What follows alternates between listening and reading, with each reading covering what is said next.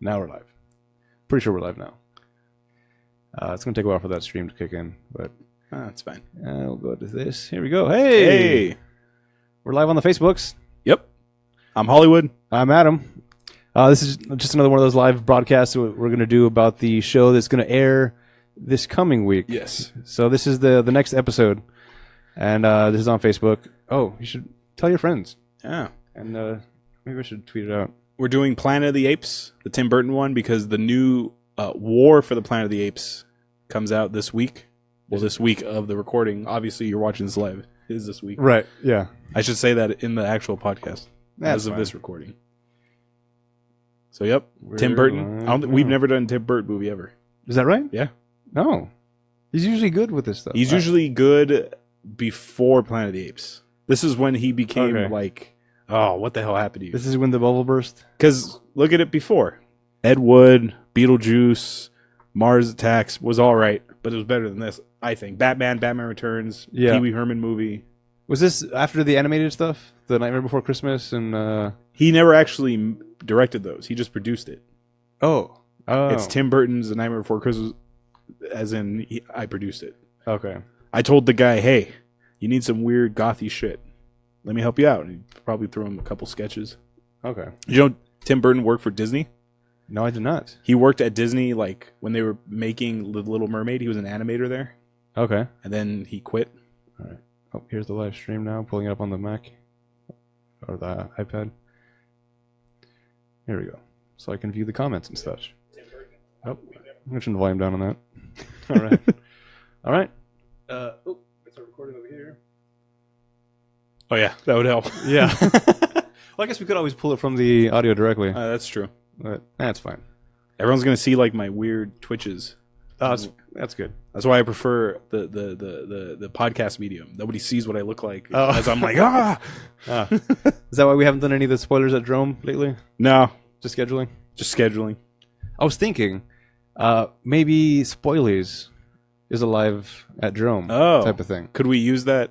Oh, yeah, we could turn that into a podcast, right? Yeah, absolutely. Okay. That's what we're doing with Random Acts and Tangent now. Random Acts and Tangent that's right. That's only right. at the studio. That's right. I didn't see your latest one. Okay. I saw the ones with the chick. Okay. And that angry comedian guy. Yeah. He was really angry. Yeah, he sure was. But he shaved his head now. His hair was gone. Like 2 days after that, I was there recording him shave his head on Dromebox. It's interesting. He's an interesting guy, that Kenny Lyons. That's for damn sure. All right. Well, yeah, I think we're good to start. Yep, audio's good for recording. So all this was pre-show. You can only get this from Facebook. Yes. The rest, starting now, will be on the podcast. Yes. Oh, my show's on here, by the way. Yes. In case you didn't notice. He's MIA. Yeah. He's he unfortunately didn't make it off the ape planet. Right. Yep. He'll be here in about 4,000 to 5,000 years. Yeah. His ship will come down. Oh, it's the great Kent. And we'll bow to him. Yes. All right. Hello out there in podcast land, and welcome back to Spoilers, your bad movie review show on the RatPack Podcast Network, where your hosts have lots of opinions but zero credentials. Each week we watch a movie, usually a bad one. We crack a couple jokes, we give you our insight into the film, and we play a couple games at the end. I'm your host, Hollywood, and I'm joined by my co-host, Adam. Hello. This week, we're watching 2001's Planet of the Apes, directed by Tim Burton. We're watching this because, as of this recording, War for the Planet of the Apes is coming out. Right. A movie I'm really excited to see. And this is a separate universe than the one we're watching now, though. Yes. So you had the original Apes trilogy with like Charlton Heston in the 70s, 60s, Yeah. 70s, 80s. Wasn't that also a TV show? No, I don't think it was a TV show. I remember watching a lot on TV when I was a kid. It might have just been the movies. They made 4 of them. Okay. That's probably They made Battle of the Planet of the Apes, Beneath the Planet of the Apes, Escape from the Planet of the Apes, and I think Conquering the Planet of the Apes. Okay. Something like that. Sure. And then there's this one, which is its own like standalone world. And then we have the current trilogy. Yeah. With Caesar. This was when this came out. I remember being excited about it because, like I said, I had watched the original Planet of the Apes. Apes? Growing up, and so I was familiar with them to some degree. And then this came out, and it seemed almost like, as far as the effects go, it's pretty much following the old Planet of the Apes as far as style. Yeah, it's a guy in a suit. Yeah, it's all what do you call it? Practical effects. Yep. Yeah. And the new movies, it's Andy Serkis, who's Gollum, who's King Kong. Mm-hmm. He's Caesar. They got him all mo-capped out. Yeah. And he plays Caesar. Yeah, I think I like this better, the practical effects. Yeah. Which was weird because I when I started watching this, the only person I remember being in it was Mark Wahlberg.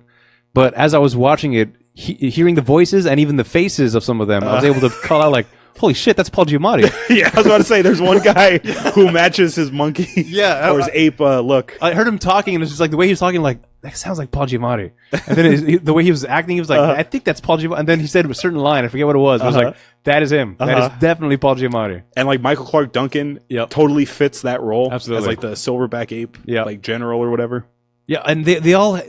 Once I figured out who they were, I was able to see them through the costume, which is weird. Yeah, it was very impressive to me to be able to put on a practical ape thing, but still maintain enough of a person's face that it was semi-recognizable.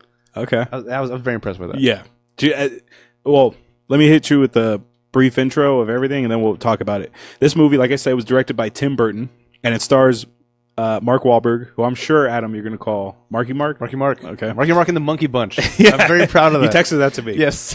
Because we have a schedule of movies on a Excel spreadsheet that we update. Yeah. And we had next week's blank. And me and Adam were talking, and we're like, what the hell do we watch? And then Adam, you'll hear it at the end, he came up with the title of the movie, and I looked at the running time, and I was like, oh, thank God. It's 90 minutes long. Yes. And then Adam threw that line out. Yeah. It'll be a nice little refresher from... Yeah, Marky Mark and the Monkey Bunch. Yeah. All right. I'm very creative. Yeah. So Mark Wahlberg's in it. Tim Roth, who I completely forgot. Yeah. I swear, I thought Gary Oldman was in that General Thade costume. Okay. Like, that could have totally been Gary Oldman. Yeah, I would have believed that. Right? Because he transforms in all his roles. Absolutely. I was also impressed by Tim Roth in this. His ability to his kind of ableness. Yeah. Oh. Yeah, he took over the role, and he was very monkey-ish. Yeah. A little bit overboard at certain times, but I feel like that was part of the character. Yeah. And if I had not known it was him, I wouldn't have recognized him. Do you know what role he's most probably well known in? Tim Roth. Pulp Fiction? Yeah. No, Reservoir Dogs. Okay. He's Mr. Orange. Mr. Orange, yeah. He's the rat. Yeah. Mike Clark Duncan's in this. Helena Bonham Carter, a.k.a. Mrs. Tim Burton. Yep. And Marla Singer. Marla Singer. That's right. And our boy, Giamatti. Yes. That was such a pleasant surprise. You forgot he was in it? I had no idea. Oh, you had no idea. Okay. Let me get you a brief synopsis, and we'll go from there. An Air Force astronaut. I cannot... Mark Wahlberg's a fucking astronaut. Yep. It's fine. In The Happening, he was a science teacher, right? Yeah. And in the Transformers movies, he's an inventor. I'm an inventor, bro. Look what I can invent, bro. I don't think I've seen him in the Transformers yet. Oh God, those movies are they all blend. They all like look the same to me now. Okay. Like I couldn't tell you the plot of like the third one. They're all the same to me. But it's just funny how like Mark Wahlberg he's perceived as like this like big meathead guy. Yeah. And he's like had roles as an astronaut, as an inventor, as a science teacher. What do you think he was the best at? Or what role did you like the most of him in it? Of all time? Yeah. I really liked him in The Fighter. Okay. When he played Mickey... the brother. What's his name? No, Christian Bale was the brother. Yeah. Right. Yeah. What the hell was his name? That'll come to me. But I really liked him in The Fighter. I also really liked him. I really like him in like action, like silly act. Like when we did Contraband. Okay. Do you remember Contraband? Yeah, I do remember Contraband. Going in, I was like, this is going to be a dumb Marky Mark movie. And we wound up kind of liking it. Yeah, it was fine. Shooter is a fun action I remember liking that movie. Yeah, so like roles like that, I enjoy Mark Wahlberg in. I think I liked the most in Departed.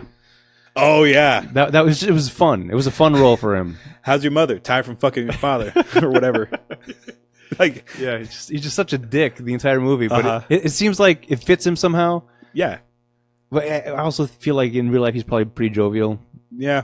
But I don't know. I liked him in that role a lot. There's a podcast. Hold on, let me say the synopsis. Okay. Then I'll tell you about this podcast. An Air Force astronaut crash lands on a mysterious planet where evolved talking apes dominate a race of primitive humans. Okay, the podcast is called Doug Loves Movies. And it's about a bunch of comedians who play like movie games. Right. So like they'll play a game called Last Man Standing. For example, they'll go to someone in the crowd, give me an actor or an actress who has a large body of work. Julia Roberts. Okay. So then let's say it's you, me, and Kent playing. Okay. So you would say Pretty Woman. And then I would say My Best Friend's Wedding. Maestro would say Ocean's 11. Okay. And it's the last man standing. You can't. So that's like one game. Yeah, I like that. So there's a character on there, a character, quote unquote, if you can see the live version. Yeah. Quote unquote, named Mark Wahlberg, who's a comedian named Dan Van Kirk. Okay. And he sounds like spot on like Mark Wahlberg, and he stays in character. All right. And he's not like a guest. He is sometimes, but he'll just come out to like do an opening line, and he'll stay in character. And he, like the last episode I heard, Mark Wahlberg came out, and the host Doug Benson's like, "Mark, what are you doing here?" And he goes, "I'm only here because Donnie heard that they were giving out free cake." And he's like, "Bro, can we go? Can we go, bro? Can we go, bro?" I'm like, "Yes, we can go. Get your goddamn free cake." But he says it like Mark Wahlberg, and he stays in character the whole time. All right. But he looks nothing like Mark Wahlberg, but the voice, it's a podcast. Yeah. The voice, he nails it. So I took Sarah, my wife, for the new listeners, to a live Douglas movies, and she doesn't know this character exists. Okay. So when they're like, "Okay, let's play a game," and then you hear, "You want to do some fucking lines?" And the people who are regular listeners, we know it's him, so the place went nuts. And he comes out, and when we left the theater, she was like, "Oh my God, I would pay $100 to just watch him talk as Mark Wahlberg for an hour. Like, he's that good." All right. Yeah. Anyway. Maybe we should start doing impressions on the show. I'm not good with them. Yeah, I can't do them anymore. So, I ask this every episode, have you ever seen this movie before? Yes. I saw it when it came out. As did I. I saw it in theaters. I'm pretty sure it was in theaters that I saw it. Okay. It was not opening weekend, but it was in theaters. Mm-hmm. I'm 95% sure. Okay. I don't remember much about it. I remember Mark Wahlberg kisses an ape. Uh-huh. And that's all I really remember. That's all I took away from the movie. Yeah. Charlton Heston kisses the ape woman in the original, too. Yep. Yeah. There was a lot of nods to the old one. Yes. I think maybe too many. Yes. Too obvious of nods. I went, when Michael Clark Duncan was, "Get your hands off me, you damn dirty human." Yes. It's like the first time you see an ape, that's the first line that they say. Like, all right, we get it. Very good. And this morning, when I was getting ready for work, FX was playing Rise of the Planet of the Apes, the first one of this new trilogy. Okay. And the guy who plays Draco Malfoy is in the movie, and he's like an asshole. What happens in that movie, I don't know if you've seen these new apes. It's been a while. They send Caesar to like it's not like the zoo, it's like monkey jail. I forgot what the fuck this place is.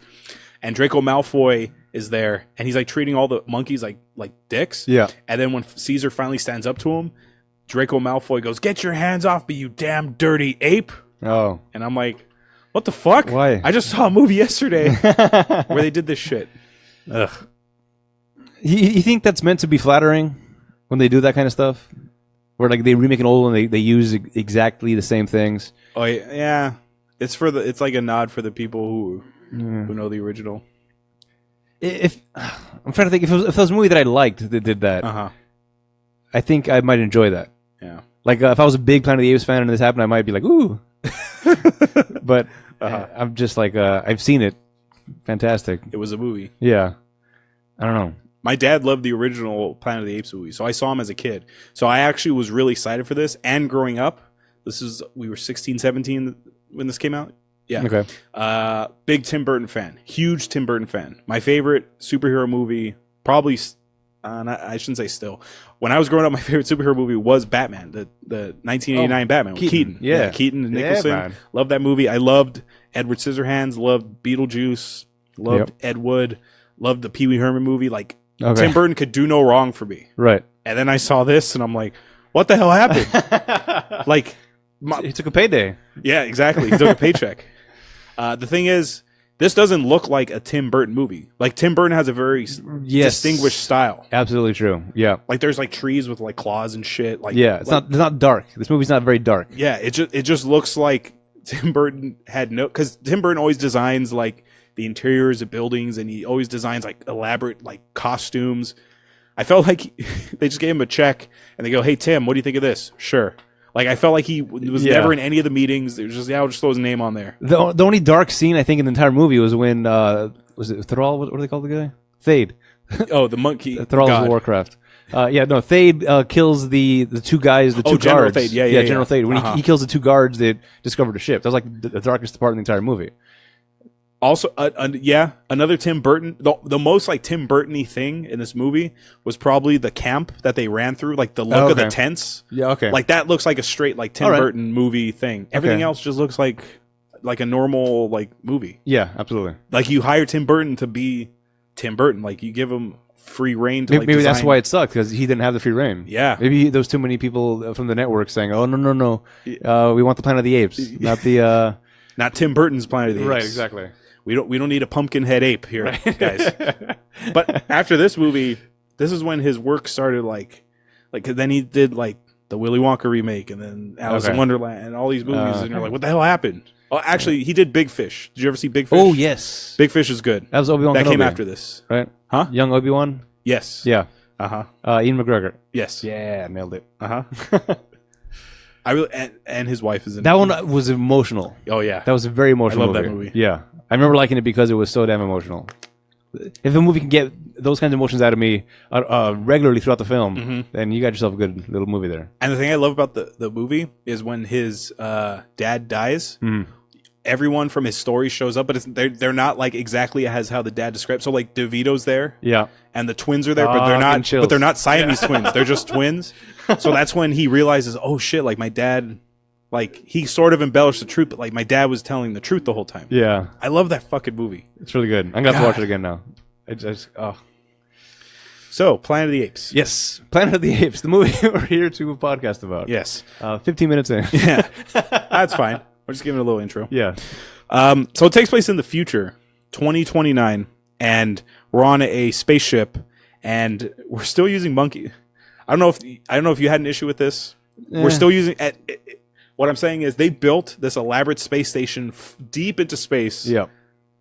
Where you can, but they're still sending like a monkey out as the captain said, he's the canary, and that's the mine. Right. At this point, there's no like automated shit you can send out there. You're still fucking around with something monkeys. that just reads vital signs. Yeah. Yeah.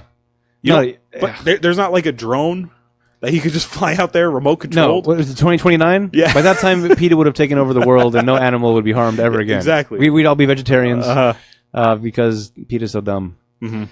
Oh, yeah, that did bother me a little bit. Especially the way how cold that guy was about like, yeah, no, we're gonna send the monkey out, and if he dies, who cares? I don't care about him. Oh, damn it, we lost a spaceship. Yeah, they didn't care about the monkey's life. Yeah, yeah, that bothered me a little bit, but also I can see it. Yeah, it makes sense. I mean, as far as human lives go, I still put them above animal lives. Yes. So if we had to choose one or the other, yeah, I'll pick humans. Now, if a Maestro was here, he'd be like, no. Yeah. You send humans out to make sure it's safe for the monkeys. Yeah, Mark Wahlberg, he's a scientist or he's an Air Force. It's unclear. It's unclear. He works with monkeys. Yeah, he wants to be it's the Air Force, so he wants to be a pilot, but they're not letting him pilot for some reason. Yeah. I don't know. The space station, by the way, very lax security. Yeah. Yeah. Mark Wahlberg takes off to go after the monkey. Yeah, only after he takes off does the space station say, hey, someone took off. Right. So there's an electrical storm out in space. They send a monkey out, and we got to investigate this. Monkey goes out, disappears. They lose communications. Mark Wahlberg says, all right, we're going to go. I'm going after him myself because the captain's plan is, forget the monkey. It doesn't matter. Yeah. I'm sad about the spaceship loss, but I'll live with it. Mark Wahlberg's like, oh, no, not on my watch. Yeah. And he gets in. Is he in a movie called Watch? I don't think so. Oh no, that's Donnie Darko. Gyllenhaal. Yeah. Yeah. What? Yeah. Doesn't matter. Donnie Darko. Yeah. So he gets in a ship is more like it's like a little pod. Yeah. And this pod is so fucking ridiculous. Like in the pod, he flies into this like magnetic storm looking for his pet. Like this monkey is his friend. Yeah. Because like he hugs him and like they hang out. They're bros. Yeah, they're bros, right? And he's in this electromagnetic storm, and on the fucking dashboard there's a clock indicating time. Yeah, like Doc Brown built this thing, right? Exactly. And the time is going up. I'm like, this is not a time machine. No, unless they're expecting to do some time traveling. Yeah, you don't need to know the time, the year, or what. There's no need for that. Yeah. That's what back at the comm station. Fine, put the year on there, just so you can keep like how far out of sync you are with Earth because of where you are in space. Yes, that makes sense. On this spaceship, on this little pod, this thing is not meant to be a time traveling device. No, but it's called a what's that moving the plot along thing? There's a word for it. Oh, the MacGuffin. MacGuffin. Yeah. Oh, by the way, I saw Roger Rabbit for the first time in a very long time. Oh, There's a lot of behind the scenes type of lingo in it. Oh yeah, which is very, very fun. I think somebody's name was MacGuffin. I think. Oh. And I was like, that's great. I haven't seen that in a while. I love that movie. When we did our November Thankful movies, Yeah. remember I said Roger Rabbit right. might be one of mine? Yeah. It was between Roger Rabbit and Silence of the Lambs and T2 and Lethal Weapon. Those are my 4. Yeah. And I went with Lethal Weapon. So I might want to do Roger Rabbit this year. Okay. That movie's fucking fun. I don't remember most of that movie, and I was delighted by it. There were things, but for the most part, I enjoyed it. Christopher Lloyd is amazing as Judge Doom. Yeah. He fucking crushes that role. You're gonna laugh yourself to death. And then when he becomes the tune at the end, Yeah. remember me, Eddie, Yeah. when I killed your brother. The super voice. Uh huh. Yeah, man. And I know we're not talking about Planet of the Apes, but I love that movie. Yeah. Eddie Valiant Yeah. is the Bob Hoskins. He plays Eddie Valiant. Yeah. If you ever see behind the scenes footage of how they filmed that, it's insane because they had to hand draw the footage like frame by frame by frame Oh, right. because it's animation and live. Yeah. So what they did was they just had like a broom. So Yeah. he has to like pretend that's Roger Rabbit and he has to like move around. Yeah. And he's like crushing the role with like a broom as his like partner next to him. That's got to be difficult. Yeah. That just shows you how good of an actor he is. Yeah. Well, I don't know. I want to go that Well, far. I'm talking about in Yeah, that role. Yeah. Yeah. The role was a little. I don't know. Maybe we'll talk about that on Thanksgiving when it comes up. Yeah. But anyway, Planet of the Apes. You do want to drink. I don't want to drink. You do want to drink. I don't want to drink. Yeah, you don't want to drink. It's before the IP wars. They would never allow that to happen ever again. Uh-huh. One thing I found out before I jump back into the Planet of the Apes, one last Roger Rabbit thing. Warner Brothers and Disney, they were negotiating like what characters could we use, and they struck a deal and they said, all right, Bugs Bunny, that's our Warner Brothers, that's our flagship guy. Yeah. Mickey Mouse, Disney, that's our flagship guy. So they made a deal. Every time Bugs Bunny was on screen, Mickey Mouse had to be on screen for the exact same amount of time so they don't one-up each other. Wow. Yeah. That's a political thing. Shared time. Yep. Or is that what it's called? Shared time, I think? Something like that, yeah. Ugh. Equal time. Mm-hmm. Doesn't matter. It's fine. Okay. So Mark Wahlberg is in his time machine. Yeah. And he lands on a planet. And now I don't remember. So I haven't seen this in a long time. Mm-hmm. The last time I saw it was in the theaters when we were in high school. Yeah. I always thought that he landed on Earth. He did. Well, but this is a different planet that he lands on, right? No. Really? I think it's supposed to be Earth. Uh-huh. But then that's also confusing because the ship should have known that it was Earth Yeah. when he left it the first time and Yes. came back, like leaving Earth, headed towards. Wait a second. Uh-huh. I feel like it had to have been Earth. This whole time I thought it was an alien planet. No, because then it just doesn't make sense. Because at the end of the movie, Well, that's true. he's How would they back have on horses on an alien planet? Earth. Yeah. And how are the humans there? And how are they speaking English? Yeah. There's too many things to Okay. me that point to this is just Earth 4,000 years in the future. Okay. Which I think that's what it ended up being, 2,400, I think, or 3,000 years in the future, maybe. Yeah, something like that. Yeah. And then when the ending we'll get to the twist ending. Okay. So he lands on Earth, and there was like a human uprising, or he lands in the jungle. He's like, bro, where am I, bro? I don't know where I am. And there's like these humans who look like cavemen. They're just like, run! And it's a bunch of apes chasing them. Yeah. And the costume design for these apes are really good. Okay. Really, really good. I really like you said, the practical effects. Yeah. A lot of them are really good. Yeah.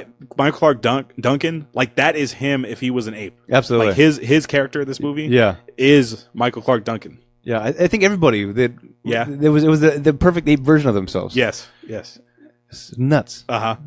So they're on the run. They're being captured and sold into slavery, I think. Yeah. So Chris Christopherson is like the leader of the humans of this group. Could you know who Chris Christopherson is? Yeah, he's that old guy like, oh hell yeah. Yeah, he was the mechanic dude in Blade. Yes. Yeah. He's also a country singer. Is that right? Yeah. Ah. He's big. He used to tour with Johnny Cash. Oh wow. Yeah, so Did not know that. Yeah, he's mainly known for his music, but he also acts occasionally. He gets roles every once in a while. Okay. Yeah. So Mark Wahlberg gets captured, and surprisingly, apes are supposed to be strong as fuck. They throw Mark Wahlberg around like he's a ragdoll, and he's like, "I'm fine, bro," The first time they punch him, he flies at least 10 to 15 feet in the air. He's fine. Lands on his back, and then just like, oh, I'm fine, bro. Yeah. That is one of the things that bothered me the most. Yes. They had super strength. Yes. And you could see the strength, but it was never apparent on the people that the strength was being opposed on. It was like the strength made sense in physics, but not to biology. For a human. Yeah. Because when an ape hit another ape, it was like chaos. Yeah. It was like some shit went down. Right. So he hits a human with the power of an ape, but it's like, I don't know, the skin absorbs it or something? I don't know. Uh-huh. It doesn't make sense. I remember in school, our teacher told us about how strong apes are, specifically silverback apes. Yep. They did a test where they got a plate, 2 plates, and they pressurized the center of it. Okay. So, and then at the end of each plate were handles. So they gave that plate device to a bunch of bodybuilders, like World's Strongest Men, and they wanted to see how strong their chest muscles were, and they couldn't pull it apart. And they gave it to a silverback ape, and he just went like nothing. Like nothing. Where's my banana? So it just shows you like how fucking strong these creatures are. Oh yeah. They look like they're mostly muscle. Yeah, they look like they would. So if we evolved from them, why the fuck aren't we that strong? We skipped leg day, bro. Fake news. we never evolved from the apes. That's fake. Yep, it's true. We all know we're all from Adam and Eve. No evolution. Yeah, not Adam and Steve. All right. Okay. So he gets captured. Speaking of which, though, there's a lot of commentary in this movie. Oh yeah, like crazy. Like to me, it was too much. Like being beat over the head about just prejudice and stuff. The original Planet of the Apes was like that because I don't know if you know. Do you know who wrote the original Planet of the Apes movie? I do not. Rod Serling, the guy who created the Twilight Zone. Is he a coach? No, Rod Serling is the guy at the beginning of each Twilight Zone episode. Okay. In a dimension. That guy who's... He's not that racist coach that was... That's the owner of the Clippers. That's Donald Sterling. Okay. Yeah. Rod Serling created the Twilight Zone. So he wrote this. And a lot of the Twilight Zone movies, Twilight Zone episodes dealt with like... It was an analogy for like racism or fear of technology. Have you seen Black Mirror, by the way? No, but I hear it's good, and it's the Twilight Zone for our generation. Yes, and everything deals with technology. It is very good. I like it a lot. There's an episode I heard where everybody like gets liked. That's if you have a certain amount. One. Oh, that's the first one. Yeah. You can't check into a hotel because your likes are so low, so you have to get your like rating up. Yep. Yeah, the stars is your currency. You get 4.5 stars, and you get it by people giving you likes and giving you reviews and whatnot. Okay. And oh my god, I've been on that sci-fi binge, dude. I kind of want to check it out. Yeah, that episode really puts a lot of things in perspective. It's very upsetting. Yeah, I want to show it to certain people. Certain people need to see that. Yes. Anyway. So I have to watch that and In Time. That Justin Timberlake movie. I just saw it again recently. Yeah, really good. Still good. I think I'm going to start Game of Thrones, dude. Oh my god! I think I'm going to jump into it. I watched the entire 6 seasons in the past 2 months. Oh, to get you ready for the new catch one? Me. Yeah, just to refresh. And the names were much easier to remember this time around. Because the first time around, like, who the hell are these? There's too many names, too many families. This time it was much easier to keep up with. Okay. Oh, yeah. This weekend, man. Yeah, I know. Oh. As of this recording. Yeah. So by the time this drops, it would the new season. Yeah, I would have already seen the episode twice. Yeah. By the time this drops. Wait. What? Let's use our Marky Mark time machine. Adam, did you love the new episode? Oh my god, so many things. I mean, with the thing with the White Walkers and Khaleesi. Oh, and the died? Yeah. Oh. Wow. Oh, so many died. So they get captured and they get taken to like the ape village. Yep. And the guy who's their slave master, the guy wheeling and dealing. Who is it, Adam? It's Giamatti, man. Yep.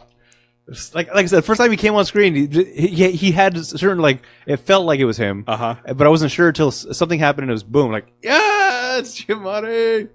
I was bored. I was bored watching this, and then oh shit, Giamatti. Yeah. And I like kind of sat up from the bed and I smiled like oh, and then he sounds like it's like perfect. Yeah. The ape costume they gave him is him. Yep. The red hair and I had a moment where I was about to look it up and I had IMDb pulled up and I was like, wait, let me see if I can figure it out myself. And then as soon as I was like, boom, it hit. It is. And then just double check. Boom. Yes, it is him. Wait, Tim Roth. Mr. Orange? Yeah, I was very confused by that one. Yeah. And Michael Clark Duncan, you could totally tell it's him. Just from the voice. The first time he speaks. Yeah. The get your filthy hands off me, you damn dirty human. It was, yep. everyone bow down to General Thade. I was like, yep, that's Duncan, Michael Clark Duncan. He was I think of all the roles, I liked him the best. Like his character was just ridiculous. Like overall, I liked the look of his costume the best. And I just like it's Michael Clark Duncan. Like whatever role he's in, it elevates it. No matter how dumb the movie is. Yeah. Like in Daredevil, that stupid Daredevil movie, he was good as the Kingpin. He might have been the best character in that entire movie. Oh, that's really sad. With the bullseye. With the bullseye. That was the most upsetting character in the movie. Yes. We recorded that, by the way. Yes, that's right. Check out the archives. Yeah, for that episode. So Giamatti, he's Giamattiing up the scene. Yes, he is. He's like crushing it. Yeah. Yeah, he's pretty much he brands them and then he's going to sell them, and now we have the ape version of PETA popping in here. Yeah. The Helena Bonham Carter. Marla Singer. Yeah. She comes in and Ari is her name in the movie. Yeah. She comes in and she's all like, "No, human rights. We're treating them incorrectly, and they're equal like us." And blah blah blah. And so she offers them to buy. Well, first of all, Mark Wahlberg takes her hostage pretty much for a second. He gets that hot poker thing and he has it to her neck. Right after she finished saying, "No, they can be trusted. Let me show you." Ha! Mark takes that instance to prove that they shouldn't be trusted. Yeah. He chokes her out, but then he says, "Help me, please." And even though she's being held at poker point, she's like, "Yeah, okay, I'll help you. Something about you is different. Mm-hmm. The way you hold me hostage, it's not the way other humans hold me hostage." I don't know. So she offers to buy them, and then insinuates that she's going to do things with Giamatti, and gets them. Mm-hmm. We find out she's the daughter of some senator. Did you know who this actor was who played her dad? Yes, he was in Ninja Turtles. Yes, he's the professor who works with the ooze. Yes. He's also in Titanic. He's the guy who works for Billy Zane. Yep. Like his henchman. Yep. This guy overall is awesome. Like he's a great British actor. I love him. Great character actor. Yeah. Like if he shows up in a movie, I'm like, hey, okay, here we go. He's good. That was one of the ones too that even through the ape costume. Oh yeah, I was like, that is him. I'm like, that's the guy from Ninja Turtles. Yes. I didn't have to look it up. I knew that was him. Yep. That's another one. I was like, no, I'm 100% certain. And then I checked the IMDb and like, yes. There was one guy who I wasn't too sure on. Okay. And it's coming up. Well, they're holding a dinner party, and you find out that they have other humans there who are like their butlers or whatever. Yeah, and they're slaves. Yeah. The monkey, the big like orangutan looking one with the flat face. Yeah. Who's like really horny. Yeah. Who has that like almost like sex scene with his girlfriend. Yes. Do you know who that is? I recognized him. I wouldn't know him outside. He's Otho from Beetlejuice. Otho. He's the guy who works for the mom and dad. Yeah. He's like their interior decorator. Wait, what? He's the one who gets the book, who's trying to translate the book. Yeah. That's him in that Oh, wait a second. Monkey suit. I'm very confused. Yeah. Okay. Just Google search Otho. You remember his name? Yeah, Glenn Shaddix. That's him. He's Senator NATO. Glenn Shaddix. Man. Yeah, he's Otho from Beetlejuice. Okay. Yeah, now he's in Demolition Man. He's like that guy's like assistant. Right. He wants to invite you to Taco Bell. Right. That's him. Yeah, so he's the same character as Beetlejuice. He's the slimy guy in the background. He's like the slimy assistant to someone. Mm-hmm. All right. Oh yeah, and he voiced the mayor in Nightmare Before Christmas. He's the one who has the face that turns like angry and normal. Okay. Yeah. Alrighty. So I guess he's a Tim Burton regular. Yeah. Mm-hmm. I feel like once you're in Tim Burton's graces, you stay there as long as whatever. That's why Johnny Depp's doing all the things. So at this dinner party, we also meet General Thade. Yeah. Tim Roth. Yep. And again, dude, if you told me that was Gary Oldman, I would have believed you. Yeah. Like, I feel like Gary Oldman should have been in that role instead. There were certain lines that I could hear Tim Roth coming through, but for the most part, he was gone. Yeah. Like I wouldn't have recognized him if I didn't know it was him and I was listening for those little mannerisms in his voice. I would never have known that it was Tim Roth. I have an interesting piece of trivia later about Tim Roth in this role. It may upset you. Oh no. There's two aspects to it that may upset you. Like the thing I read will probably upset you, and then we'll get to it. Okay. So they have this conversation at dinner, and Marla Singer is like, oh yeah, humans are good people, blah blah. And General Thade's like, no, they're our slaves. Yeah, and next thing you tell me they have souls, and then Thade grabs Marky Mark by the face, and he opens his mouth. Yeah, it's like, is there a soul in there? And then Marla Singer loses her appetite. She leaves. Everyone's having a laugh. Then Thade goes up to Marla Singer, and he's like, "So I'm still in love with you." And yeah, so we find out later on that Thade is a descendant of what's the god? Semos. Yeah. Because Michael Clark Duncan is the only one who I guess he's the only follower of this religion in this world, because he's praying before dinner. Yeah. In Semos's name. That's true. Yeah. Everyone. I mean, well, he's only our window into it. I feel like everybody is about it. Yeah, they're kind of like, whatever. But they're all secondary characters. We don't care about them. We don't care about them. Yeah. But Thade doesn't give a shit. Yeah. We find out that Thade is somehow related to Semos down the road. He's like royal blood. Yeah. That's why he's a high-ranking general. And I'm guessing that they were betrothed to each other when they were younger or something, and she turned him down. I don't know. Maybe they were dating, and then when they were younger, and he started going crazier because he was all faded out. Yeah. And then she spurned his advances. What probably happened? She probably went to college, and he stayed back. And she probably went to a liberal arts college. Oh no, gorillas and humans can work together. She's like, yeah, you're right. And she comes back. She's like, no, humans are our friends. Yeah. And meanwhile, he has one upside down over a toilet. What are you saying? Is he still being all jockey from high school? So Marky Mark is like, all right, we got to get the fuck out of here. So him and the humans, they form an escape plan. He easily picks the lock of his, easily. Yeah. I don't know how those two other slaves didn't fucking think of picking that lock. Well, he's in the Air Force after all. Yeah, that's true. I'm in the Air Force, bro. Yeah, and if I know anything about the Air Force, is they're good with picking locks.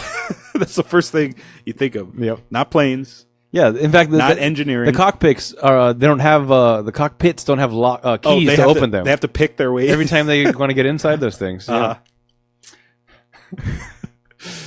So they break out, and Marla winds up. They take her hostage, sort of, or no, she volunteers to go. They're escaping, and they're about to be seen by apes, and then Marla and the other guy. He's it's like her butler, or he's like her. What is he to her? He's a friend. He was disgraced. He was a general. He was a general, but then he was disgraced. Yeah. So he left, but he's still all generaled out. So he wants to still fight the good fight. But now it's for the humans, I guess. Yeah, he turns later on. Yeah. So he gets them. They get the humans, and you think, oh, they're caught. We're like, oh no, but it's the friendly apes. Yeah. So then now she volunteers to help them. Michael Clark Duncan gets word back to Thade. Hey, we saw your chick helping the humans. And he's like, oh, wait, no, she wasn't helping them. They were hostage. They captured her. Yeah, that's it. Yeah, that's it. Yeah, that would have been great if he's. Yeah, that's it. That's the ticket. So now they're doing more escaping stuff. The old dad guy. The singer Chris Christopherson. Oh, he sacrifices himself to the apes in order for them to get away, and they do. They're going to the last. Well, first he has to go to his ship because he has a homing signal in his ship that landed in the swamp. The like you said, the only dark scene. These two apes went to Thade. They're like, "Hey, man, we found something that." That human guy came in. Yeah. And he's like, thanks for telling me. And he slaughtered him. Like, why? You're like the highest general in the military. Right. And obviously they're loyal to you. Yeah. Because they told nobody except for him about this thing. They're the most trustworthy people in the army. Yeah. You can get a lot of use out of those guys. It's not like they're telling the lowly senator. Right. Where the general outranks him or anything. Yeah. It wasn't like, hey, we saw the spaceship. I want to tell you before I report this to Star Command. So I'm going to go ahead and report this while you take a look. Okay? At that point, then kill the guy. Yeah, but he's the highest ranking person in the military. Yeah, Yeah, like he's going to tell a senator or something or whatever. If they made any kind of reference to, hey, just giving you a heads up before I call this in, then yeah, maybe kill him. But he was like, no, we told nobody, just you, because we know this is important. Yeah. Good job, guys. You did exactly the right thing. Slice. Yeah. And this is where we see how like powerful Thade is. Yeah. Like he's like a badass. Yeah. Well, he's meant to be. Yeah. He's meant to be like a badass. These weird, I guess they're brass knuckle stabby thingies. And then he leaps through the air on top of them and just starts banging on them. A lot of leaping in this movie. Yeah. A lot of jumping. A lot of trampoline. The trampoline budget must have been huge. Yeah. Yeah. I thought it would have been more impressive at that scene for him to throw the ninja stars and for them to slice the ape's heads right off. But then I guess you can't show the brute force. To me, that's strength. If you can throw those fast enough and then decapitate an ape, that would have been more badass. I think. If you're like this badass general, why don't you just take him out by hand? True. You're as strong as an ape. Yeah. Whatever. He is also very small in stature. This Thade. That's true. I'm surprised. Well, I know why he got the job because his fucking great grandpa was the god. It's nepotism. Yeah, but the fucking what's his name? Michael Clark Duncan has the stature to be the general. Yeah. He should be ruling all the apes. And throughout this movie, he's constantly telling Michael Clark Duncan's character, he's like, "We're still friends, right? You're my best friend." And he's like, yeah, sure. Right. Super insecure. But that's what you get when you go to college and you're living in your in your ape village. Yeah. And you work for dad's company. Yeah, exactly. So they go to his ship. Yep. And then they go to his ship. That's where he gets the homing beacon. Yeah, this is where you find out the apes are terrified of water. Yeah. But also the girl here, what's her purpose in this movie? I think the human girl. Yeah, the human girl. Okay. I think her purpose is just eye candy and just I'm scared. Okay. I think that's her role.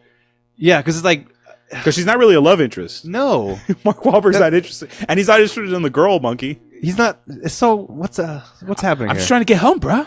It's very weird. That's his love. I want to go home, bruh. Yeah. Yeah, I need to get back to my monkey. Mm-hmm. Oh, that's his love interest. Simos is his love interest. So yeah, he gets the homing beacon, which from his ship that crash landed, and a gun, and he's like, okay, they must have come looking for me, the big ship. They must have come looking for me. So I'm gonna see if they're. Oh, we got a signal. They must be on this planet somewhere. Let's go. Right. So they wind up going to. They're attempting to go to Kalima. Kalima. Isn't that a Indiana Jones? Yes. Kalima. Yeah, when he's ripping his heart out. Yeah. Kalima. That's right. India hat. Cover your hat. That little kid. Did you know that movie takes place before Raiders of the Lost Ark in the timeline? Yeah, so Temple of Doom is the second movie that was released. Right. But the timeline that takes place before Raiders of the Lost Ark. That's right. We talked about this during our Crystal Skull episode. Yeah. Also in the archives. Check that out on spoilers, RatPack.com. What the fuck? RatPack Podcast.com /spoilers. Yeah, that's what it is. Mm-hmm. Yeesh. Yeah. Yeah, that's weird. That what I don't know what the hell happened. Was Spielberg just like yeah, I want to do a sequel, but I don't know if we should have them fight Nazis anymore. And then they fought Indians, and they're like, yep, Nazis it is. Going back to Nazis. Yeah. And that third one, dude, that Connery crushes as his dad, crushes that movie. That's great. It took a page from the Fast and Furious Journal of Filmmaking. Or it doesn't matter. Yeah. Let's do 1, 2, 5, or it's, what is it? I think it's like 3, and then it starts at 1, 2, 3, 4, 5, 6. Yeah. 7. I know. 8. Chronologically, 3 is the first one. Yeah. It doesn't matter. I'm not going to think about this. It doesn't matter. Right.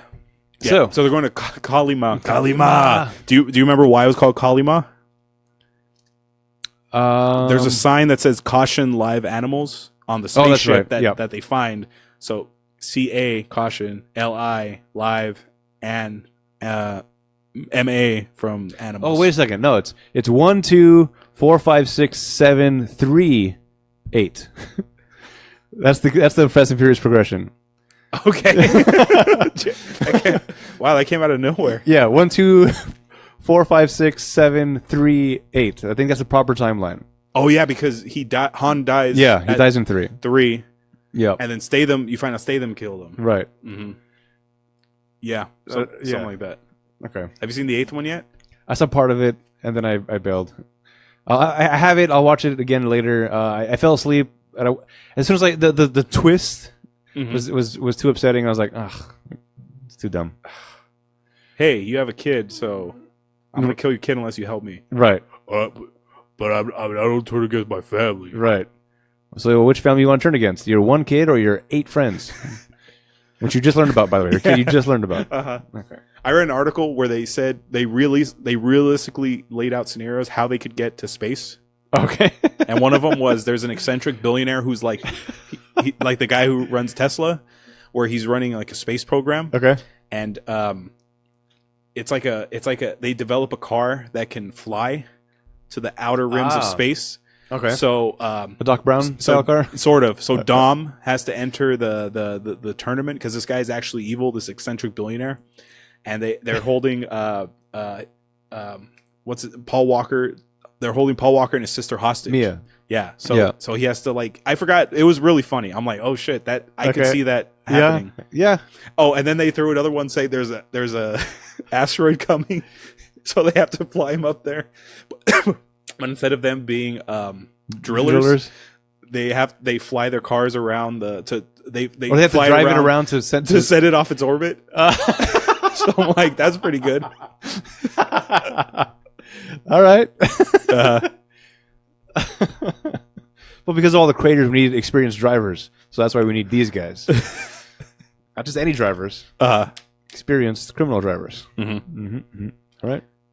Oh, we should all mention, I didn't realize this. Thade's dad is dying. Yeah. And he meets him. That's Charlton Heston, dude. Is it?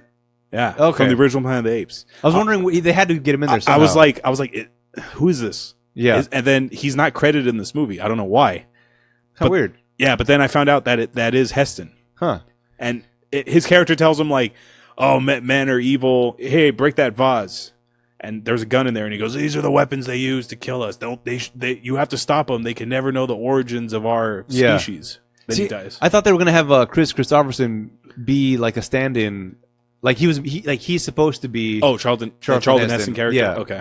But they didn't go anywhere with it. I'm like, I guess missed opportunity there. Yeah. So Thade's dad is Charlton Heston. That makes me feel better at least. It's funny because Tim Roth, I read this in the trivia. Tim Roth is like super anti-gun, and Charlton Heston is like the fucking guy for NRA, right? Yeah. He's on posters. So he was kind of like, I don't know if I want to be in that scene with him. And then Tim Burton had to tell him like, dude, this is a movie about like apes that talk. Like this is all fantasy. Like it's not real. And he's like, okay. Huh. And Charlton Heston's probably like, I get to hold the gun, right? Yeah. Guns don't kill people. Yeah. Apes with guns kill people. So now it's a race against time. Yeah. Humans try to get to Kalima, and then Thade's got to lead his crew to Thalima first. Right. Kalima. So now they're all trying to get there, and they pass through an area that is forbidden. They got some ape crows. Scare apes. Ape crows. Yeah, that's what it is. They're scare apes. They're meant to keep the apes away from this area, which, by the way, is infested with apes. So wait, it doesn't keep humans out? I don't know. I thought maybe it keeps humans out. Oh. No, because the girl, Marla Singer, says they put these up here to let us know where they don't want us to go. Oh, that's right. She does say that. Yeah. So they're meant to scare the apes away. Like don't go. Yeah. That's right. But just past it is a colony of apes. Oh yeah, it's a little encampment of soldiers. Yeah, with the tents, the Tim Burton, the only Tim Burton looking thing in here are those like freaky looking tents. Yeah, so it's an encampment with the apes hanging out, playing cards. Like yeah, what guarding the river? I'm not sure what their purpose is. Yeah, they don't. Here's what I don't get. It appears, according to this movie, for what I've seen, Adam, maybe you can help me out here. The only thing they really have to worry about are humans. But the humans in this world are not as advanced as the apes. Right. So they have like a standing military army. Yeah, but right there. But this is what I'm saying. I'm like, why do you have all these outposts when you can easily kill the humans? Like why are you stationed out there? There's no reason for it. Are there rival apes who don't like you on the other side of the world? It's not like this is the only bridge to Kalima. There's no bridge. Yeah. There is a place across the river. That's where they should be stationed. Mm-hmm. But no, they're not. Yeah, I know. It doesn't make sense. Yeah. So is this where they run through the camp? Yeah. The plan is, all right, so we can go all the way around the encampment and cross the river safely. Or we can wait till nighttime and run straight through. Yeah, with the horses, go through the apes. Brilliant. Now, something did happen that I thought was clever. That I thought was going to be more clever, I should say. We'll wait till nighttime, and then we're going to go straight through it. I thought they were going to sneak through it. So, okay. Oh, while they're sleeping or something? Yeah. But first, fire off this flare. They're going to freak the fuck out. What is that? They don't know what flares are. That's true. So they'll all be looking that way, and then they can sneak past everybody. But instead, they shoot the flare off and then ride their horses through the middle of the camp. Yeah. So what was the point of the flare? That's true. To buy themselves half a second of like, huh? Wait, oh, they're there. Yeah. I thought the flare was going to be clever, a way to just distract them, maybe set something on fire. Is that? Yeah, go that way and then just pass through. But no, they just they ruined their own element of surprise. You know what it is? Mark Wahlberg's like, I love a challenge. Yeah, I like an underdog story. I'm an underdog, bro. Yeah. Remember when I tried it for the Eagles in that football movie? That's how the guy from Doug Those Movies talks. Like, he stays in character and he's like that. That's pretty good. Yeah, that's pretty good. Yeah. So now, they run head first and to cross the river, and the horses can swim through. Oh, by the way, I forgot. Before we get here, the Marky Mark and the Monkey Bunch, they get taken over, or they get attacked, ambushed by Giamatti. Oh, that's right, and they take him hostage. Yes. So now we get some more Giamatti. Yes. So this is also when we get to find out the power of the gun, which apparently is he has different settings for large explosion to small explosion. Because the first time he shoots it, it like blows a hole in the tree, and then the second time he shoots it next to Giamatti's foot hand. Yeah, it's just like a boop. It's just a little like warning shot.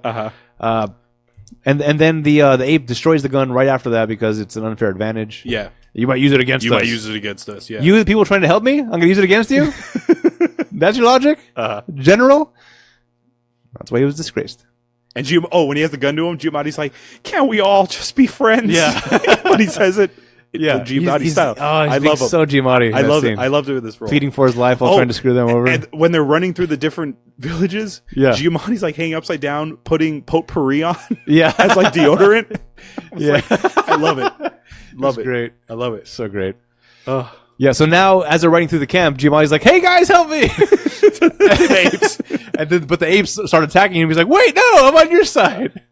So they get to the river and they have to cross it. And Marlo Singer's freaking out because water bad for apes. Is that a fact, by the way, that apes can't swim? I Google searched. I typed in "can apes" and swim is the first one that pops up. Most of them can't swim. Okay, it's not that they're scared of water. They just like they're not like her. Right. They just know that's water. I'm not going to go there. Okay. I would think it's because they're so hairy. Once the hair gets wet, it just might drag them down to the bottom. True. Oh, maybe because of the function, the way their arms are function, they don't move. Wouldn't they be the best at like the breaststroke then? Yeah, that'd be true. Can't they just like move their arms all the way around? Yeah. I feel like they should be good for swimming, especially with the strength. Yeah. Just like one paddle and you're like 3 feet out of the water. So if we evolved from them, how the fuck can we swim? I don't know. Fake. Yeah. It's a conspiracy. Fake biology. That's fake biology. In my administration, there will be no evolution. So Mark Wahlberg. He's going to stop evolution? Yeah. Yeah. Okay. That's great. So Mark Wahlberg has to go back, and he has to, he's like, get on my back. Yeah. And, dude. She's about to kill this dude. I said, apes are so strong. I'm surprised she didn't rip his face off crossing that river. Yeah. They should have drowned. His ribs should have been broken, and he should have had no face. Right. Yeah. He should have been dead that second. Absolutely. But they get across the river, and the apes. And the apes, they're not like, the monkeys. They look at the river, and they're not like her. They're not like, oh my god. They're just like, fuck this, and they start throwing like flame rocks. Yeah, fireballs at them. But the apes don't even get into like their ankles. They're just like they won't even put their toes in it. Yeah. Which at a point is like, he's like 5 feet from you. Uh-huh. Just reach out and grab him. Put 1 foot in the water and you can grab this dude. Mm-hmm. But they're like, oh no, we're screwed. We can't get in the water. Oh, damn it. Fireball. Fireball. So they get across. Giamatti's pissed off. They're like, oh, they were trying to kill me. Like I'm just like a dirty human. the other guy chimes in. Uh-huh. Like, oh yeah. See how it feels to be a dirty human. So he's like, I guess I'm stuck with you guys now. Yeah. So they go to the holy temple of Simos, which we find out is the spaceship that Mark Wahlberg was on. Yeah. That crash line. So, those. Okay, how do I say this? It's very confusing. Why? Okay. You know how we have the International Space Station? Yep. And it just rotates around Earth. Yep. That thing doesn't have hydraulics to land. No. Why the fuck would they fly that thing onto this planet? I don't think this thing is built to fly. I think it's not. I think it's built to have pods fly out. Yeah. To go look for people. As far as, I mean, I'm not a botanist, so I don't know how these things are created in space. I think they have to build it in space. Yes. Like this doesn't launch from somewhere as a space station. No. So that means it has no hydraulics or thrusters or anything. Nothing. Right. So it's there. So are we led to believe that the people in this spaceship, these geniuses, went looking for Mark Wahlberg? Yes. And tried to land on Earth? Yes. They try to land on this planet. It would make more sense to me if the electrical storm pushed them off course and pulled them into Earth's orbit. Oh, yeah. And then they crash landed. That's true. Maybe it did do that. No, but they make it seem like we're going after him. We lost the guy. We're going. Oh, yeah. We find out on the tapes, the archives. So these guys are all idiots. I guess Mark Wahlberg's the smartest one out of all of them. Yeah. So now we have time. Now there's like a time loop situation here, Adam, because the monkeys, they go in the ship and somehow the ship still has power. Yeah. They look at the archives and it's that asshole general guy who's like, oh, we lost the ship. Fuck the monkey. Yeah. It's him as an old man like, oh, we went looking for Mark Wahlberg. He's in a lot of things too. Yes. He's a very well-known character. He was the thing I recognized him first off the bat was Truman Show.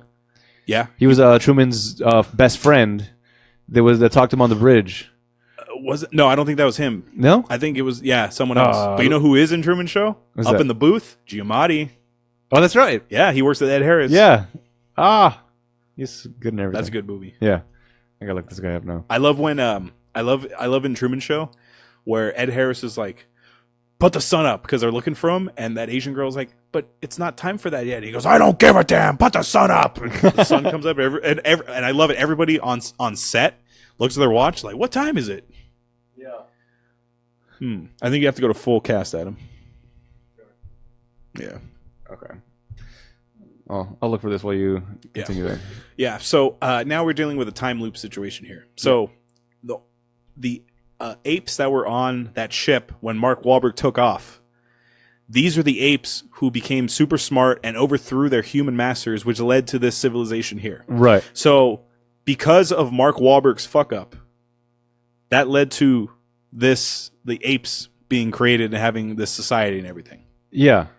So Simos was the ape that overthrew everybody on the ships. So but Simos this is their isn't god. This isn't the same. This isn't Mark Wahlberg's friend.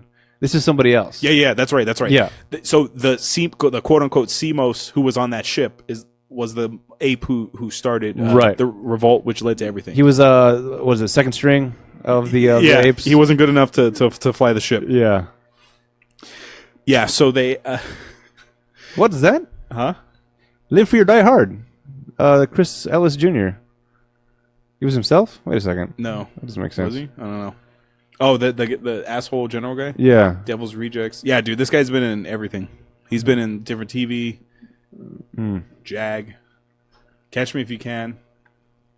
Oh, I remember who he is in Catch Me If You Can. He's one of the FBI agents who fucks with Tom Hanks. Oh, okay. Armageddon. Oh, I know who he is in Armageddon. He's the guy who tells them at NASA we double up on everything. First person who lands on the rock, first person to hit 600 feet wins. He's that guy. Okay. Also, Con Air here. BOP official Grant. I don't remember him in that. That Thing You Do. Oh, the Oneaters.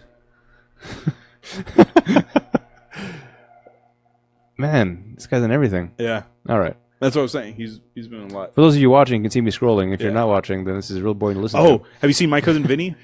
Yeah. He's the guy who says, Vinny says, well, fan the money out. Let me see that you have it. He goes, well, I don't have it on me right now. He goes, you gonna kick the shit out of me for $200? Okay. That's him. He's the guy who like stiffs Marissa Tomei at the bar playing pool. Yeah, that's him. Okay. I love that we spent like 3 minutes looking for this guy. It doesn't matter. It doesn't matter. All because I was convinced he was still on Truman Show, but I was wrong. No. Okay. So same face though. Yeah, they look similar. All right. So Thade and the crew shows up, and all the humans are there. So word has spread through the human villages that Marky Mark is out here, but he's only been on this planet for 2 days. Yeah. What word is spreading? I don't know. And how is it spreading? Yeah. How? Is it like in Game of Thrones? There's ravens inside the camp that are sending out word to other people. No, because they've been in the camp for a day, and then escaped, and that's day 2, and that's the next day. Yeah. So. I don't know. There's nothing. There's no way. But whatever. All the humans show up, and they're like, we got to fight the apes that are coming. Yeah. One last stance. Yeah. Mm-hmm. And he's trying to tell them to get lost, and they're like, no, we're not leaving because you're our president now. Leader, I guess. Yeah. I don't know. Emperor. So I love this. So the apes show up, and they're like, Thade is like, first wave. So the first wave goes. So Mark Wahlberg's like, hey, there's still fuel in the engine of the thing. So he fires the what is it? The thrusters. Whatever. The fire that comes out of the back part of the ship. Yeah. Fucking decimates that first wave of apes. And Thade's like, holy shit. And wouldn't that have exploded? Yeah, it could have. Also, because it's propelling itself into the ground. That's true. It should have went deeper into the ground. Yeah. Or done something, maybe cause a rift in that little piece of desert. Cause an earthquake. Yeah. Who knows? I don't know. Doesn't matter. This movie's almost over. Yeah. So the apes and the humans start fighting, and then Thade and Mark Wahlberg go one-on-one again. Oh, by the way, to explain the 4,000 years of inactivity, this station is nuclearly powered. Oh, yeah. So it's an infinite battery. Yeah. That's right. In case you were wondering, everybody. So they fight, and again, Mark Wahlberg being tossed around by all these apes. Oh, yeah. Not getting his face ripped off. There's people flying all over the place. One ape easily takes a human out just by punching him. Yeah. And like destroys his face. And Mark Wahlberg gets hit the exact same way. Yeah. He's like, I'm fine, bro. Yeah. Well, he does a lot of ab workouts. Yeah. Maybe he can absorb that impact. He's like, feel it.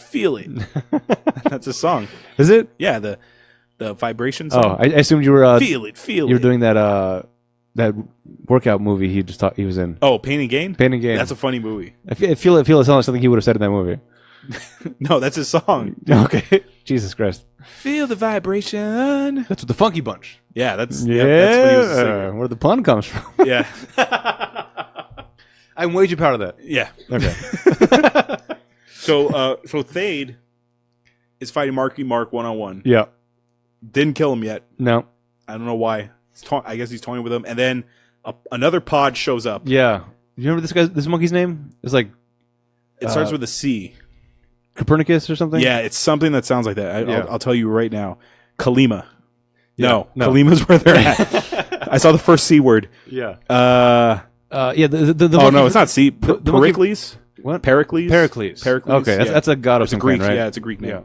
Yeah. So this is the monkey that was sent out the first time into the electrostatic thing that disappeared. Oh, by the way, he found out that day he was going to be a father.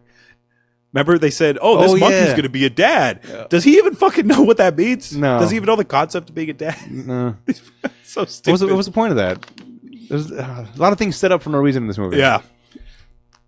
So, now, so he comes down. Now, another thing that I was a little confused by, they keep saying that Simos is going to return. Yes. Does that mean when the things crash landed, they were all still alive, the monkeys ended up taking over, and then the monkeys took off in a ship?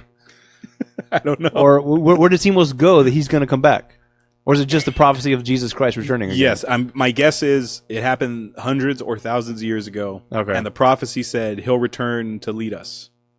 That's my guess. Well, because when the spaceship comes back, they're like, "Hey, it's Simos." Yeah, he's back. Yeah, like you said, 3,000 years ago. He's back now. Because Michael Clark Duncan is like super into that religion, the Simos religion. Okay. So he's the one who's hardcore. Bow down to Simos when they had that like little shrine. Yeah. He winds up killing that butler of that ex-general guy. Beats the shit out of him. Oh yeah, he sure Fucking does. murders him. Yep. Real bad. What's cool? They drop their weapons to go 1-on-1, and then Michael Clark just fucking wipes the floor with them. Yeah, like not even close. Not even close. They should have made it a little close. Which is funny because what happens later is they're burying the dead, and like he's burying like him honorably, and he goes, "The graves won't be marked, so nobody knows what a human or an ape is buried here." And then Marla Singer is just cool with it. I'm like, dude, that guy just killed your fucking best friend. Right. Not to mention, I'm pretty sure their skulls look different. Yeah. So. When they dig them up, yeah, that's true. So that's gonna be obvious. Yeah. So Mark Wahlberg's chimp lands. Yeah. And he lifts up his visor. He's like, "Rah, rah, rah." Yeah, he's a monkey. He's holding hands with Marky Mark. So I was like, oh, what? So Mark Clark Duncan pretty much says, "Bow, you fools!" And everybody bows down. Yeah. And Thade is like, I hate this goddamn god. Yeah. Simos or no Simos, I'm taking you out. Yeah. So he starts fighting Marky Mark. They get inside the spaceship some more. Yeah, well, we'll just call him Simos. Simos goes in the spaceship, and they keep fighting. Again, his bones are not being broken. Marky Mark. Not at all. So he lures him into the cockpit, I think, of the ship, and he uses his hand on the touchpad. Where did this gun come from? Do you remember where this gun came from? It was like a locker of some kind? Oh, it was inside the Simos' spaceship. Yeah. That's where it was. Yeah. Yeah, he gets the gun. Right. And then they go, Simos gets the gun and he goes in the ship. Yeah, or non-Simos, whatever, the monkey guy. Yeah. Who cares? And then yeah. And Thade actually throws the monkey and he like breaks his leg or something. Like he fucking destroys his monkey. And Mark Wahlberg lures him into the cockpit and he uses his hand on the touchpad and then he still has security clearance. And the thing shuts down and Thade's trapped in there. Yeah. Tries to fire the gun and it just bounces all over the place. Yeah.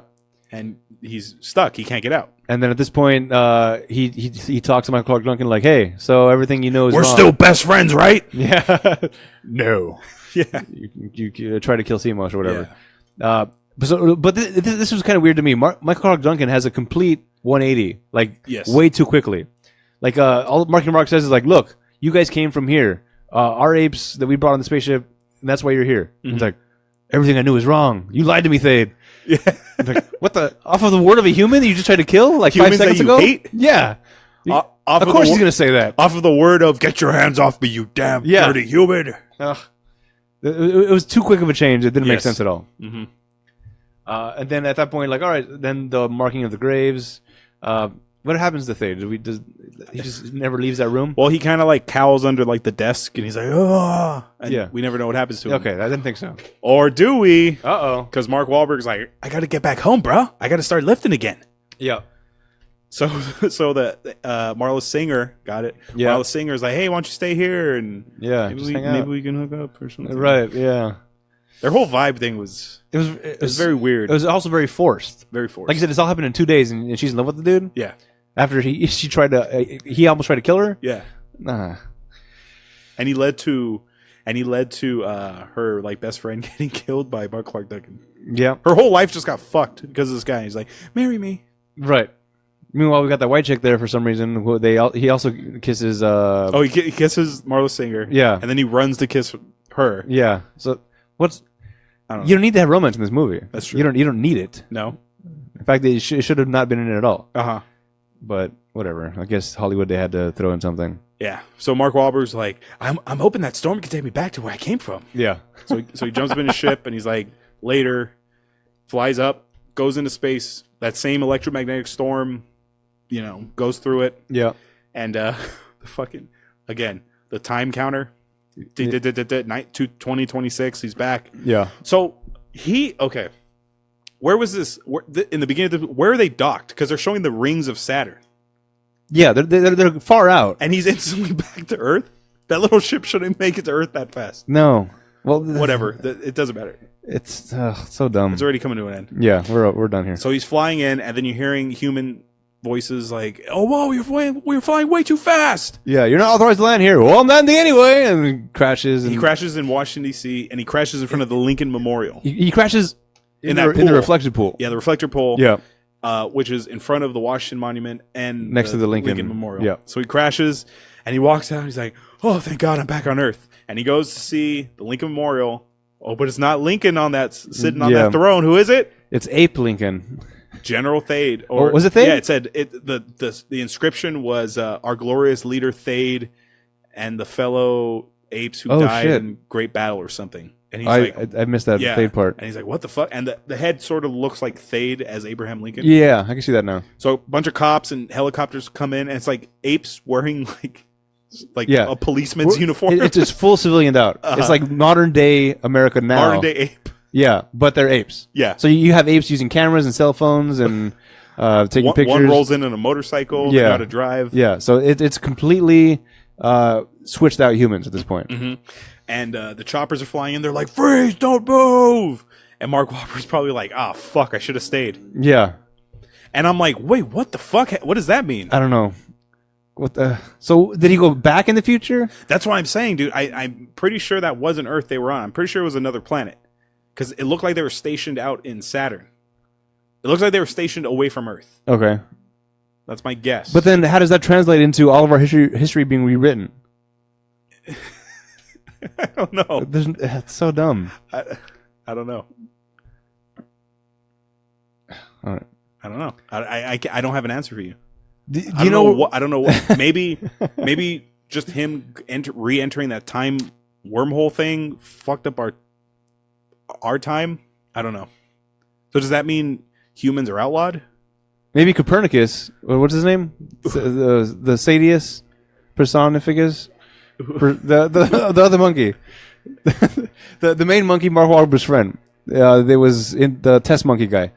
Oh.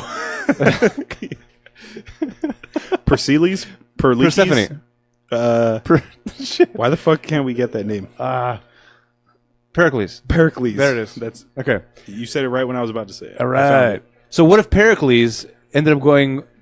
Because he went through the time thing also. Maybe he went back into our past. Oh, and while started. Mark Wahlberg went into our future, and while they were both fucking us over, they both went. So he went back to the future. He went to the forward in time, and now they're back. It doesn't matter. Who cares? Yeah, I remember seeing this in theaters, and I remember seeing that ending. I'm like, what the fuck does that mean? I walked out of the theater like, what the hell does that mean? Yeah. What the hell does that mean? What the hell does that mean? Bruce Willis. Yeah. And Death Becomes Her. And this was also meant to be a throwback because at the end of the original Apes movie, he's trying to find Earth, only to realize he was on Earth the whole time because the Statue of Liberty's right there. Right. And he's like, no. Which I believe the Rise of the Planet of the Apes ends that way, right? The new trilogy, the one with Franco? Yeah. No, the new one ends with, it's Earth, and it's just the apes. The apes just. Well, I feel like I remember seeing a Statue of Liberty underground in another ape movie. Maybe I'm making that up. It wasn't those because they both of them take place in San Francisco.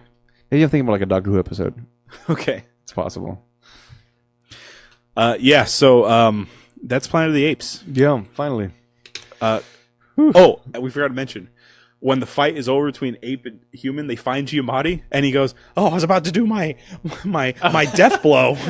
Yeah, I was about to make my move. Yeah, my move. There you go. Oh, and then Giamatti winds up. Now he starts dealing with humans because he got like cigarettes, or aspirin or something. Who wants an aspirin, kids? Yep, his business is booming now. Yeah, he's back in business. Oh, I love this character. Imagine they found wine on that ship. Yeah, Merlot. Ooh, I'm not drinking any fucking Merlot. Oh boy. Yeah. So, closing thoughts on this movie, Adam? I liked it a lot more before we started podcasting right now. Okay. I liked the thought of it. But the execution of it was no good. Mm-hmm. The costumes were fantastic, but the storyline sucked. Yes. So that basically means it's a shit movie. if all you have going for you is the costumes, yeah, And just how I was just man, and Giamatti. I want to see a full-on ape movie without the humans in it, and I want to see Giamatti dealing with the apes and stuff. Oh, like or like maybe a day in the life of that town. Yeah. Okay. But I guess the humans are there, but they're prisoners still. So a day in that world, but they don't speak. They're just in the background. No, they can speak. Whatever. Okay. Because we got that house human, which is also racist as hell. Yeah, just seeing that environment before Marky Mark got there. Okay. And how it goes. I'd love to see that because I like the ape characters more than I like the human characters and the human storyline. Yeah. I remember seeing this. I was disappointed. This is the first time Tim Burton let me down. Okay. I was like, why'd you even hire him? What, for him to design the fucking tents in that camp? Yeah, you could just got that from World of Warcraft. It looked like a horde encampment. Yeah, like the orc horde. Yeah. Yeah.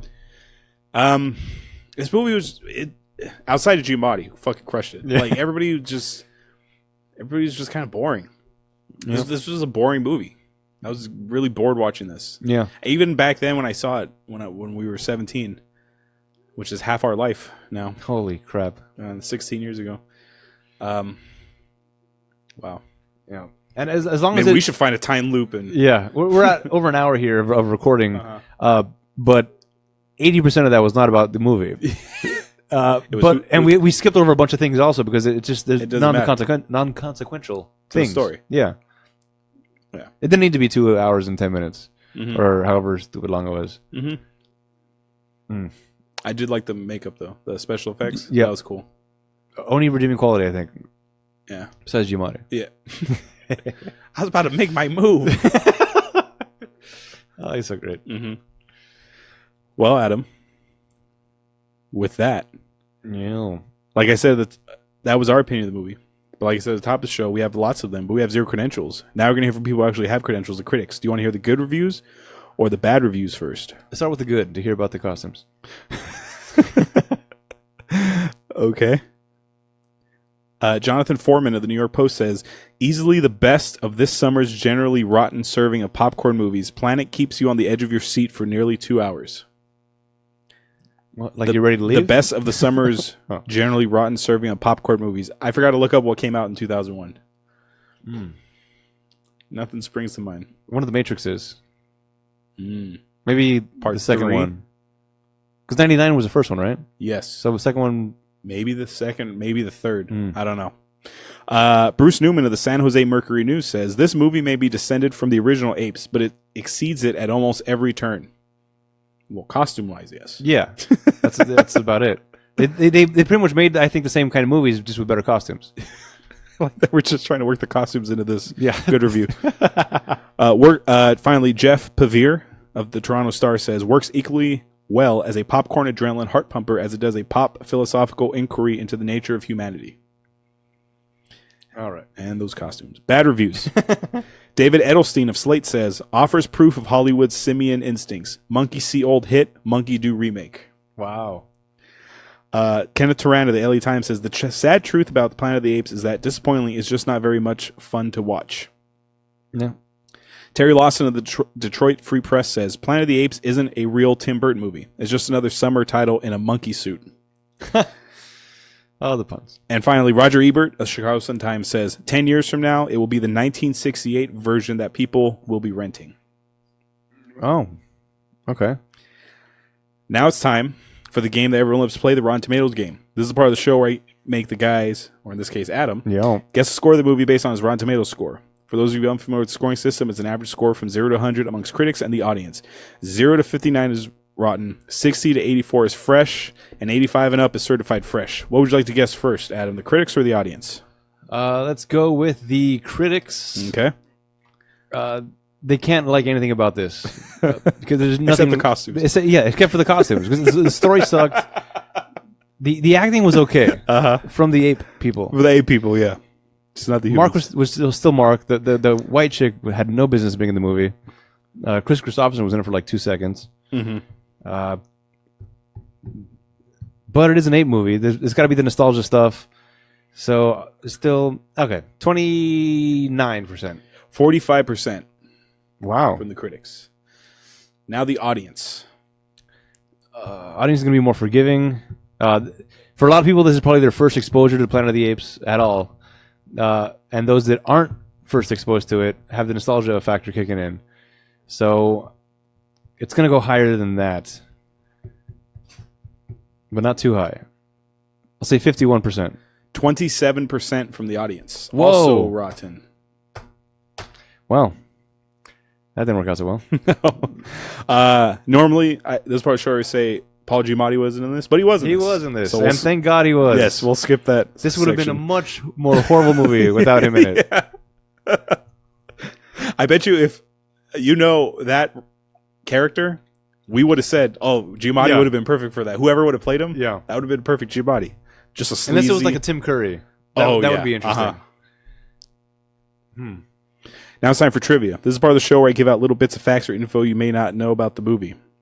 Remember that one I told you that would make you upset? Yeah. I'll save that for last. Okay. There's 3 notable ones that I found. I love this. Michael Clark Duncan had sprained his ankle during filming and was forced to go to the hospital in full gorilla makeup. Can you imagine being in the ER? Oh, that's great. Like, I broke my leg, and fucking that ape walks in. Well, an ape goes past and you? he could talk. Oh my God. Wouldn't you be like, what the fuck? And he's huge too. Yeah. So that would be terrifying. Oh. Tim Burton claimed the ending was not supposed to make any sense. Good job, Tim. Nailed it. But it was more of a cliffhanger to be explained in a possible sequel. According to Tim Burton, he said it was a reasonable cliffhanger that could be used in case 20th Century Fox or another filmmaker wanted to do another movie, he explained. Okay. But they never made a sequel. I feel like the sequel would have been a better movie than the first one. Yeah. I want to hear that story of how that happened. Yeah. There's like Apes podcasting. Like, did you hear about that human they found? Okay. It's Rotten or Fresh Bananas? It's RottenBananas.com? There's a... Adam Carapla. Yeah. Now let me explain why bananas are the best treat. Yeah. I know you're a senator and you have all this power, but I'm going to talk about my thing for the next 45 minutes. Oh my God. 15 minutes about how to pronounce Coachella. Really? Last one I heard. It was like 2 weeks old. Yeah. Is it Coachella or Coachella? For 15 minutes. All right. Here's the one that is going to upset you. I don't know how it will upset you. I think it's going to go either 2 ways. Okay. In order to star in this film. Oh, no. Tim Roth. I don't like where this is going already. In order to star in this film, Tim Roth declined the role of Professor Severus Snape in Harry Potter and the Sorcerer's Stone. Tim Roth is Snape. Ooh. Hold on. Helena Bonham Carter, who plays Ari in this film, would go on to play Bellatrix Lestrange in the Harry Potter franchise. Yeah, what the hell? Why couldn't Tim Roth didn't just jump in later? I think she came in the later movies. I don't think no, she wasn't. Bellatrix. Yeah, she was like in the second or the third one. So, this guy. Feel about that? Okay, I thought you might be upset because Alan Rickman clearly crushed it as Professor Snape. Yeah. But does that mean Tim Roth was their first choice? He said, "No, I got to do this ape movie. Fuck it, we'll just get Rickman." Is that what that means? Does that mean Rickman was never their first choice? It was Roth? Oh, man. That's tough. Because I can see Roth being the dark, Snapey person. But Rickman just nailed that. No, Rickman does... Yeah. Well, Roth is too small to be... you need that character needs to be tall and kind of luminous. Mm-hmm. Mr. Potter. Oh, shit. I don't know how I feel about it. Yeah. I'm very conflicted. So Tim Roth just lost out on, he could have retired. Yeah. That could have been his retirement check. Yeah. And now Tim Roth is stuck, doing, character actor roles. Yeah. Sucks. He could have been... But I'd rather have Rickman go out as top of his game. Oh, yeah, definitely. Yeah. Roth still has time. Yeah. He'll be back. Finally, money makes the world go round. We want to put this film into perspective with other films that were released this year so we get a feel financially how well this film held up to its peers. The budget for Planet of the Apes, $100 million even. Wow. Give me your guess for its total box office gross. Not good. And that's because of the effects, the practical effects. Oh, right? Yeah. It's always more expensive when you go practical. Yeah. All right. So, let's see. 100. I'm going to say that it made probably 70 on its opening weekend and then 40. Oh, you're guessing that too? 10 to 20. I'll go 220 total. So 70 opening weekend and then 220 total. Okay. Yeah, I was doing it exponentially lower. Oh, okay. I was trying to add them up in my head. Okay. In the U.S., this grossed 180 million. Overseas, it grossed 182.2 million. Oh. Brings total gross to $362.2 million. Wow. So profitable. Yes. But they never sequelized it. Yeah. I think they saw the ending and they were like, what the fuck happened? Yeah, now what do we do? This film debuted in first place on the weekend of July 27, 2001 with $68.5 million. You were almost there. That's amazing. I'm counting that as a victory. Yeah. That's a victory for me. You got his number. Yeah. You got the number. According to Box Office Mojo, this is the 4th highest grossing film in the category sci-fi remake. I call bullshit on number 1. Okay. Number 1 is I Am Legend. That's a double remake. Yeah. Well, I Am Legend, the book, led to Alpha Man. Omega Man. Omega Man. Yeah. Close. Yeah. Yeah, I guess. Would you consider that sci-fi? Because the original movie, vampires are the bad guys. That's why they don't come out at night. Okay. In the original I Am Legend. But it's not a horror movie. I don't know. It's an action movie? What? Adventure? I would say I Am Legend is horror-y. Okay. But more than sci-fi, right? But it could be sci-fi. Because it's got that whole dystopian feel to it. Whatever. It's number 1. Is Walking Dead sci-fi? No, that'd be horror. Because it's the same kind of vein as Walking Dead, I would say. So I guess it is horror.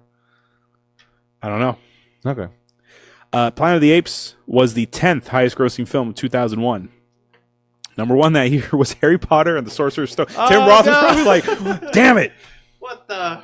In his British voice, he was probably like, damn. Yeah. Oh, that's a shame.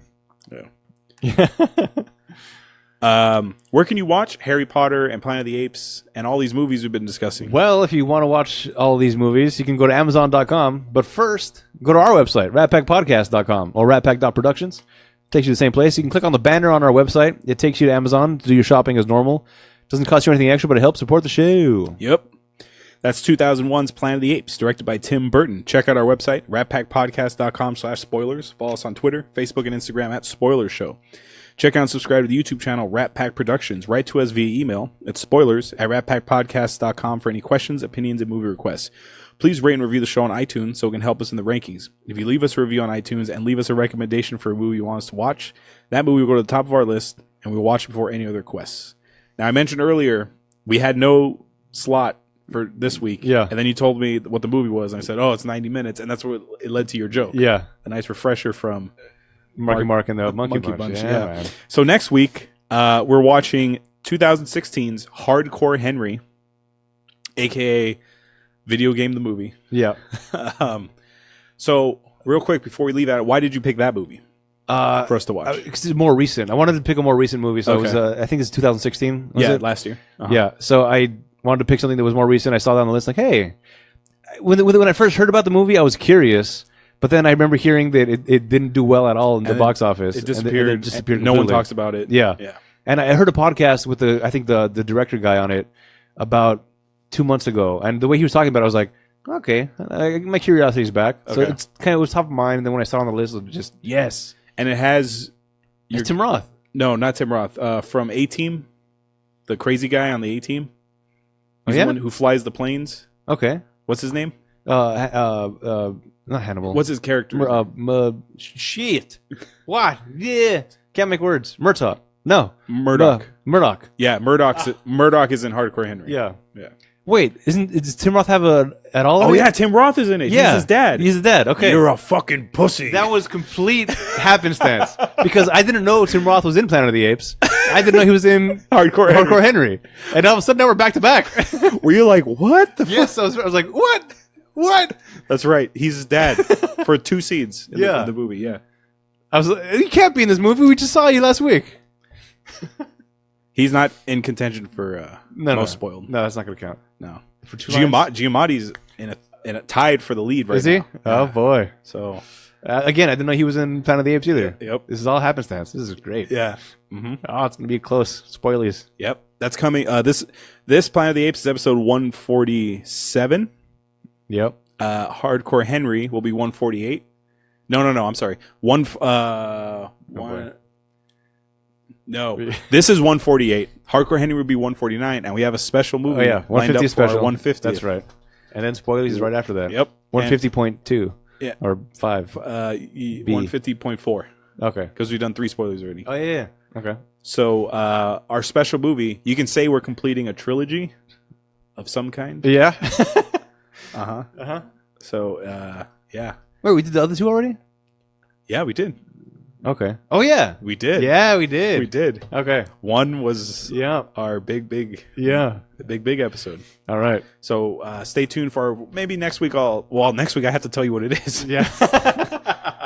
I'll give you a tease. It's an action movie we always reference.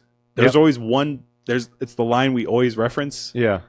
It's an all-star cast, relatively all-star cast. Yep.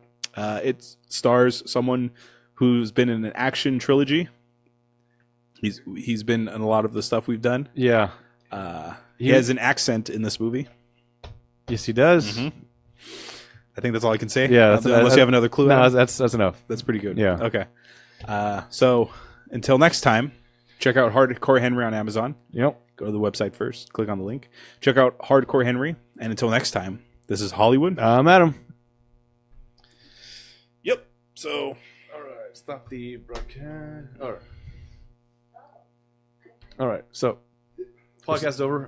Live Facebook is still doing things. Thanks for watching. We'll do this every other week. We do a live Facebook thing, so we can do more of those. And stop the broadcast now. Stop it now. Oh, it's too late. All right. And live video. Yes.